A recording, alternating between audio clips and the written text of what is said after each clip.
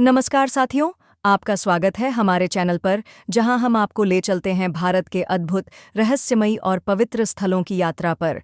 महाकाली का भयानक तांडव, शालकटंक असुर का अंत, सनातन धर्म की अनेक कथाएं हैं जहां अधर्म के अंत हेतु देवी देवताओं ने अवतार लिए। ऐसी ही एक कथा है शालकटंक नामक असुर की, जिसने अपने बल और अहंकार से देवताओं को भयभीत कर दिया था। जब संहार की सीमा पार हो गई, तब महाशक्ति स्वयं प्रकट हुईं, महाकाली के रूप में। यह कथा है उस भयानक तांडव की जिसने अधर्म को जड़ से उखाड़ फेंका। शालकटंक असुर का जन्म दैत्य गुरु शुक्राचार्य के एक शिष्य से हुआ था। वह बचपन से ही बलशाली, क्रूर और असहनीय था। उसकी महत्वाकांक्षा थी कि तीनों लोकों पर उसका शासन हो। उसने ब्रह्मा जी की घोर तपस्या की और वरदान प्राप्त किया कि उसे कोई पुरुष देवता या अस्त्र मार नहीं सकता। ब्रह्मा जी ने कहा, तू अजेय होगा देवताओं से, परंतु किसी स्त्री या स्त्री शक्ति द्वारा तुझे मृत्यु प्राप्त हो सकती है। शालकटंक ने यह बात हंसी में उड़ा दी। वरदान के बाद वह और भी निर्दयी हो गया।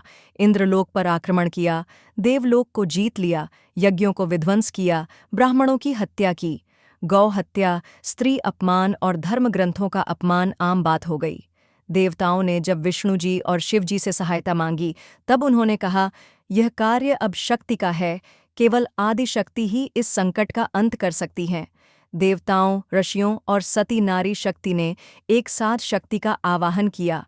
देवताओं के तेज, ब्रह्मांडीय ऊर्जा और मातृशक्ति के संकल्प से प्रकट हुई महाकाली, अंधकार की देवी, संहार की मूर्तिमान शक्ति। उनकी काली काया, रक्तवर्णी जिह्वा, कटारें, त्रिशूल, खप्पर और रुद्र रूप ने धरती और आकाश को कंपा दिया। शालकटंक अपने विजय अभियान पर था जब उसने महाकाली को देखा। उसने पहले उन्हें चुनौती दी, फिर अपमान करने का प्रयास किया, परंतु महाकाली का धैर्य अब समाप्त हो चुका था। उनके रुद्र रूप में उन्होंने असंख्य रूप धारण किए। धरती पर तांडव प्रारंभ हुआ।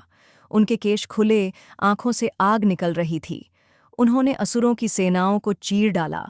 रक्त की नदियां बहने लगीं, आकाश लाल हो गया।